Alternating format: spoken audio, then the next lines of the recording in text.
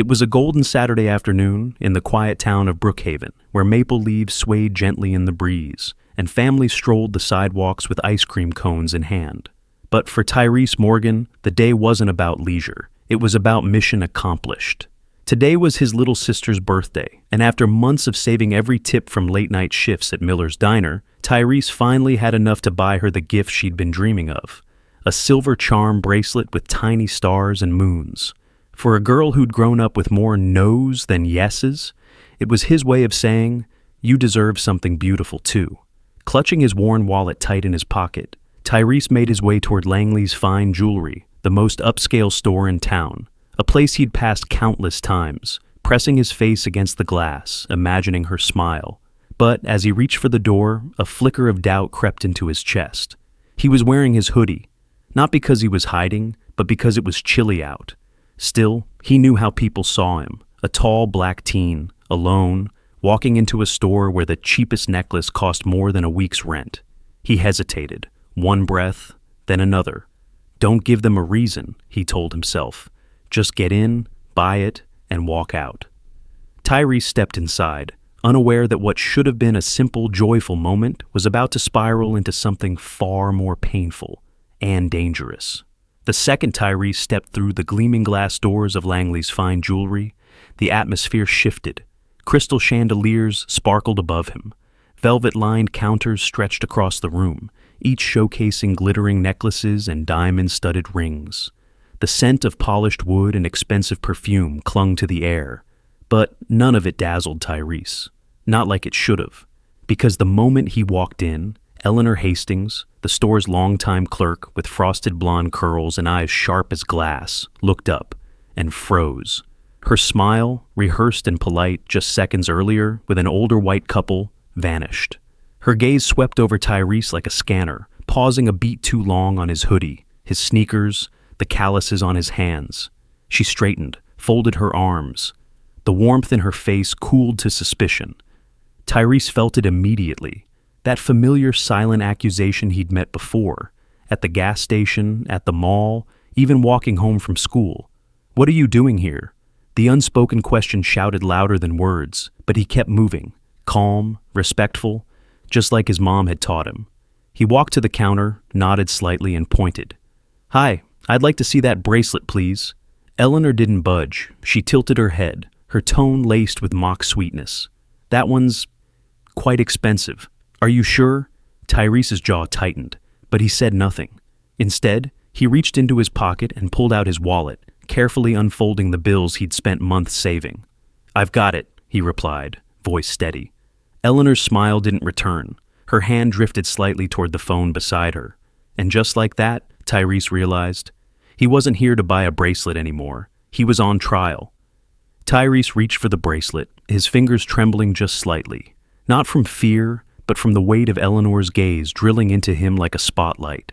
He turned the delicate silver piece in his hands, admiring its tiny moon-shaped charms, imagining the way his sister's eyes would light up. Then, it happened. The bracelet slipped. A soft clink echoed as it hit the glass counter, then bounced to the floor. Before Tyrese could even bend down, Eleanor shrieked. "Oh my God, I knew it!" she screamed, her voice slicing through the store like a blade. Heads turned, conversations froze. "You were trying to pocket it, weren't you?" she accused, jabbing a finger toward him with theatrical fury.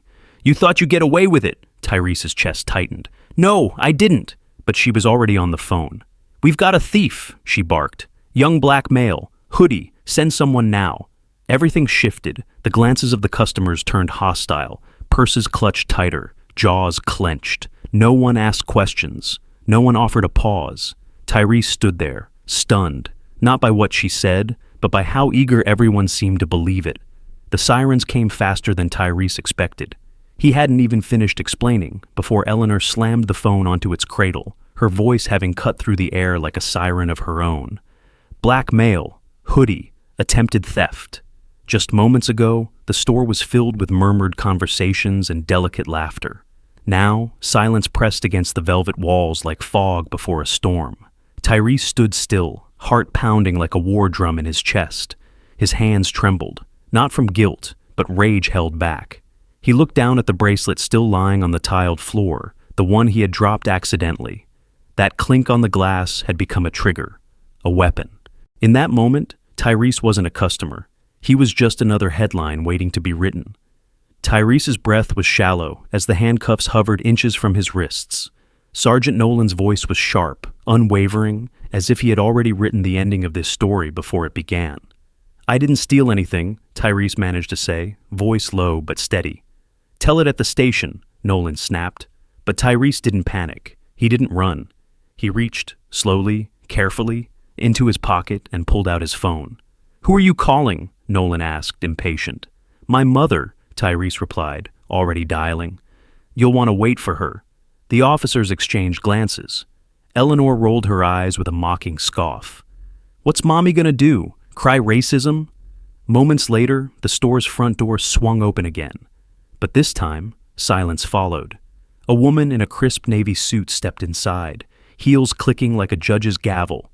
Her posture was poised, her badge held high. "I'm Special Agent Dana Morgan," she announced. "FBI, and that young man," her gaze landed on Tyrese, "is my son." The room froze. Nolan's hand lowered, his confidence draining fast. Officer Kemp took a half step back, his earlier doubts now visible in every breath. Dana's eyes locked on Eleanor. "I assume you have surveillance footage, because if this accusation is baseless..." She didn't need to finish the sentence. The weight of her authority already had. And just like that, the balance of power shifted. Hard. The silence in Langley's fine jewelry was suffocating. Agent Dana Morgan's badge gleamed beneath the store's crystal lights, but her voice, cool, commanding, was what truly shattered the tension. "I suggest we check the security footage," she said, not a request, but a warning cloaked in professionalism. Sergeant Nolan looked like he'd swallowed a brick. We were just about to," he mumbled. "No," Dana cut in sharply. "You were about to arrest my son without a single piece of evidence. And I want to know why." The store manager, previously invisible in the background, scrambled to retrieve the footage. Within minutes, the screen behind the counter flickered to life. The video played in silence. Tyrese walking in, pointing politely at the bracelet, pulling out his wallet, and accidentally dropping the item. No theft, no aggression, no crime. Eleanor's face drained of color. Dana stepped closer, her voice soft but deadly. "You accused a boy who did nothing but try to buy a gift for his sister. You labeled him a threat the moment he walked through that door. Why?" Eleanor opened her mouth. Nothing came out. Nolan cleared his throat but didn't speak. Officer Kemp stared at the floor, guilt written all over his face. "Consider this the start," Dana said coldly. "There will be a full investigation, and I assure you, neither of you will walk away from this without answering for it." Justice had arrived, and it had a badge. 3 days later, Langley's fine jewelry wasn't just a quiet storefront on Main Street. It was headline news.